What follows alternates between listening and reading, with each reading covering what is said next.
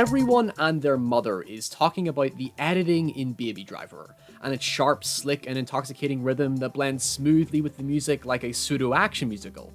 But that's not the only way music is used in the film. In fact, music plays just as much of a role in the story, but it seems like a lot of people are overlooking it given its simplicity. Think of your favorite music. How does it make you feel? Do you feel happy, sad, nostalgic, or inspired? In fact, do you have a favorite special or lucky track that triggers you in some way? When you listen to it, it effectively changes everything around you. It totally transfixes you into the song like you're the hero of your own narrative, or maybe it simply turns a negative into a positive. Music is so ubiquitous in our society that its role can never be downplayed when you consider how it's practically one of the most significant cultural phenomenons to impact the state of the world, whether it be directly or indirectly so. Music is more than sound or tone. It motivates us, provokes us, makes us nostalgic and reflective, and encourages us to perceive something crappy as happy. Edgar Wright developed Baby Driver from his directing work on Mint Royale's music video Blue Song, which is almost identical to the beginning of the film. Just the premise of taking the robbery out of the equation to simply focus on the world of the character perfectly establishes what music means emotionally to the identity of characters in film. We can learn a lot about someone purely through music. In fact, cognitive therapists believe you can mildly associate your favorite song with a childhood or emotionally significant memory, just like Baby does with his mum's cover track. In Baby's world, it's not just a means of drowning out his tinnitus, it's a means of drowning out such a violent, corrupt, and cynical world he's ultimately consumed by. Outside of all the style and energy, Atlantic City is a shithole, and Baby knows it. I mean, just look at the title sequence in which everyone seems bored or pissed off while he frolics in his own little bubble enjoying himself.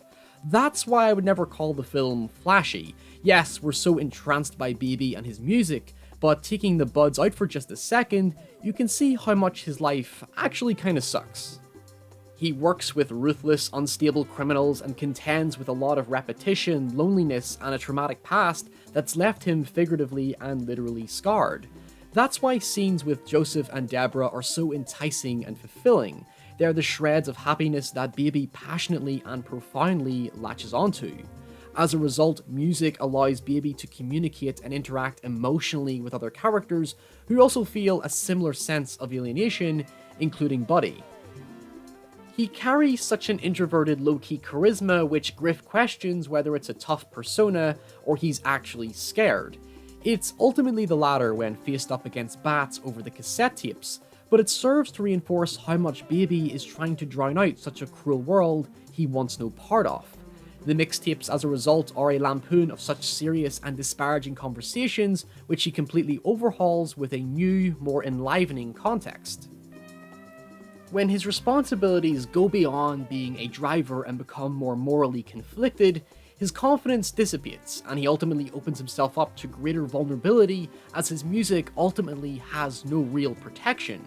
It actually implies he's losing interest in driving due to its association with violence and crime, so the link between music and driving is only a smokescreen to distract him from the context of his responsibilities to transport criminals and evade the police. As a result, driving no longer has the same emotive purpose for Baby until he meets Deborah, who inspires him to drive aimlessly away from responsibilities, which for Baby holds greater purpose than dealing in criminal affairs. The criminal's perception of music also helps us to understand their view of the world. Bats and Griff, for that matter, share a similar cynicism towards Baby, bullying him for not facing the world for what it truly is, this grim, violent, hollow armpit of despair.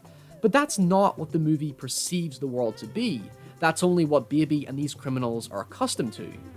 When Baby interacts with other characters, he tends to have a good experience with them, especially with Joseph and Deborah, who he shares personal and intimate bonds that show that not everything is bad. Buddy, on the other hand, has a brief empathetic connection with Baby, pointing out how Queen inspired him and was his lucky song in his heyday, now lost to drugs and crime. Music, in turn, humanizes him beyond what we know of him.